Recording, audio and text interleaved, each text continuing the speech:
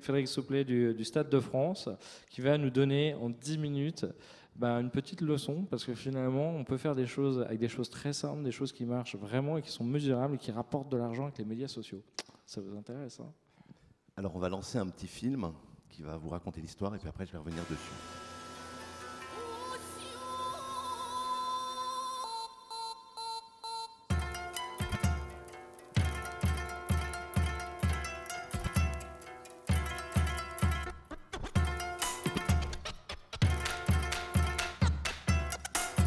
Sur une sélection d'événements, le Stade de France invite 10 personnes passionnées à venir s'affronter au cours d'un live tweet ici, dans les tribunes. Pour peut-être faire partie des heureux élus, Regardez chez nous ici. rejoignez dès maintenant la communauté #Stade de France.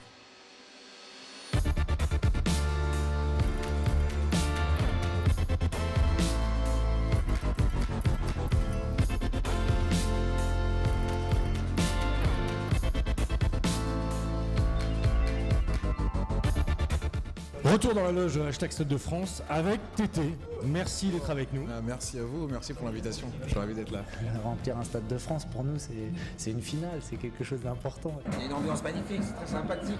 Soyons modestes, hein, je ne suis pas spécialiste à ce point-là. On peut être marseillais, objectif. Alors, et vous n'êtes pas en short là, vous n'êtes pas... non. J'étais endormi dans un coin, donc merci de nous avoir réveillés. Il y a une très belle ambiance. Non, on ne se ressemble pas, maman. Voilà.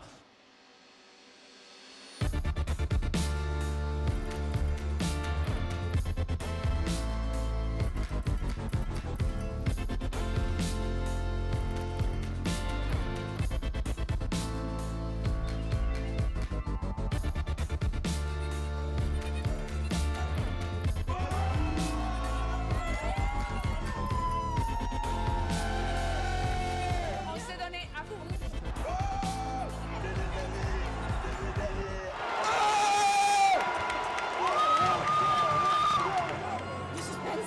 Jusqu'au bout. Je crois que je tremble de partout là. Merci beaucoup le Stade de France. Merci beaucoup. Une belle amitié qui naît aujourd'hui.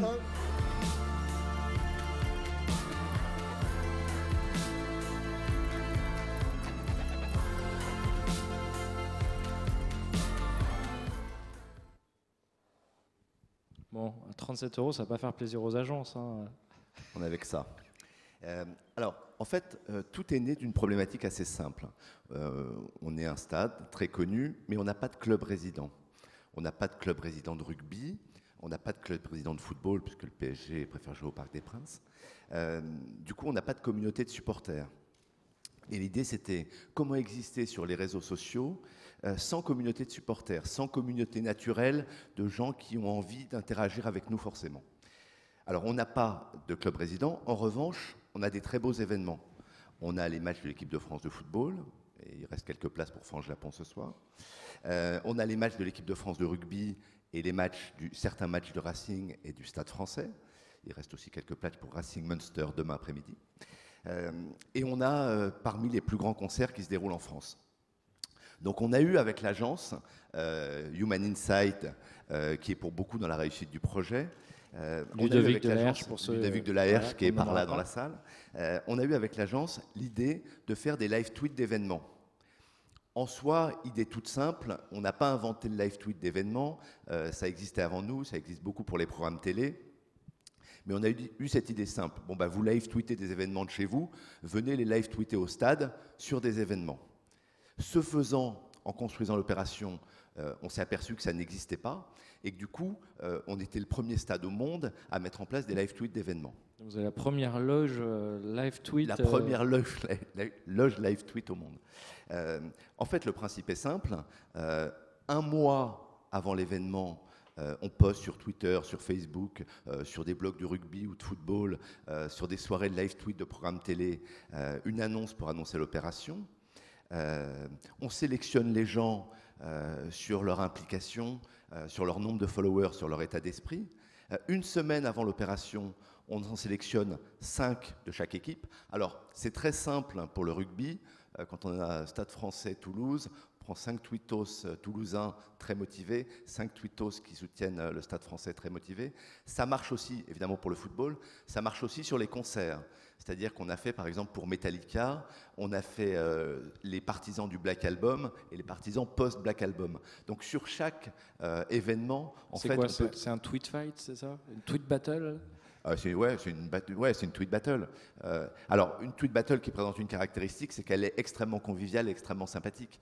Donc, à une semaine, on décide les 5 tweetos de chaque équipe, on les réunit, ils font connaissance, ils commencent à créer du lien. Le jour même, à H-4 ou H-5, on les fait venir au stade, ils font une visite extrêmement premium, puisqu'ils vont dans les vestiaires, ils vont sur la pelouse, quand c'est un concert, ils vont en backstage, ils vont sur la scène, donc ils commencent à vivre l'événement, et après, ils tweetent en live.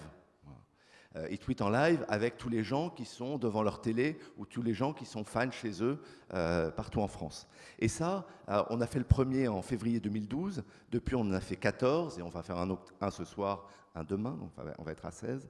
Ça a extrêmement bien marché dès la première fois. Et pour une raison simple, c'est qu'on a vu à quel point ça prenait, à quel point l'ambiance était bonne. C'est-à-dire que les images qu'on vous a montrées là, de gens qui disent « on est chez nous », bon, non seulement il est toulousain et Toulouse gagnait, donc il était très chez lui, mais au-delà de ça, ce qui est important pour nous, c'est que les gens se sentent chez eux au Stade de France et que venir au Stade de France pour participer à un événement, ce soit un moment de fête. Et tout ce qu'on a fait sur les réseaux sociaux contribue à ça. Alors aujourd'hui, quand on fait un événement, on a à peu près, entre le moment de l'événement, juste avant, juste après, 15 000 tweets. Sur 14 événements, on a été 10 fois dans les Trendy Topics.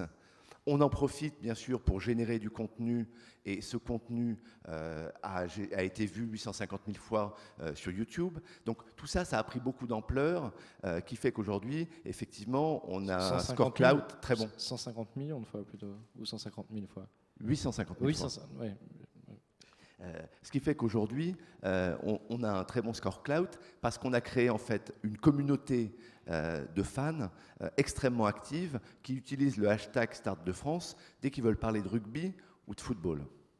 Alors l'engagement c'est super, enfin on comprend qu'en plus c'est top d'activer les supporters, les fans d'artistes musicaux, mais est-ce que ça rapporte de l'argent? Enfin il y a de l'exposition, mais est-ce que vous vendez des tickets? Est-ce que vous activez les fans aussi pour faire plus de business? Alors, on avait créé un petit code promotionnel pour voir combien ça vendait de billets, combien les tweeters achetaient de billets. Alors ça ne vend pas énormément de billets directement. On était à environ 1000 billets vendus avec cette opération. Sauf que ça nous fait exister sur les réseaux sociaux, ça nous a donné une visibilité globale qui a été estimée à 1 million d'euros. Tout ça sans achat média, évidemment. On a acheté 37 €, on a dû pousser un post sur Facebook. On n'a rien acheté. Bien sûr, on ne paye pas les blogueurs. Bien sûr, tous les people qui viennent dans nos loges et qui nous aident à générer du contenu, on ne les paye pas pour venir. En fait, ils viennent parce qu'il y a une bonne ambiance.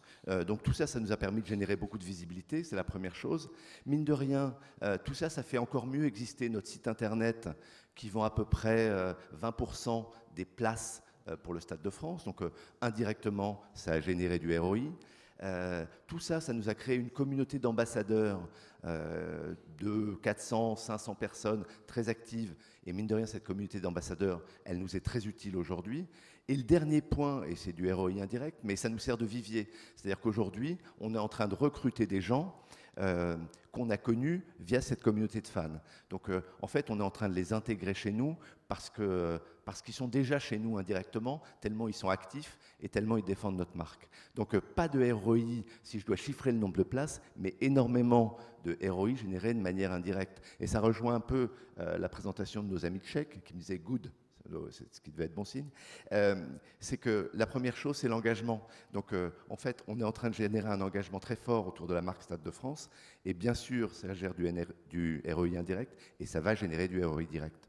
Bon, bah, merci pour tous ces chiffres, parce que c'est vrai que c'est rare que les marques les partagent. Alors en plus, souvent, elles ont du mal à avoir du contenu. Vous avez peut-être le plus beau contenu du monde entre Madonna, Lady Gaga et toutes les rencontres que vous pouvez avoir. Mais en tout cas, voilà, ça montre que des fois, il faut pas. C'est pas juste les solutions les plus compliquées. Par contre, c'est mettre un peu de cœur, prendre un peu de temps, puis faire ça sur la longueur aussi.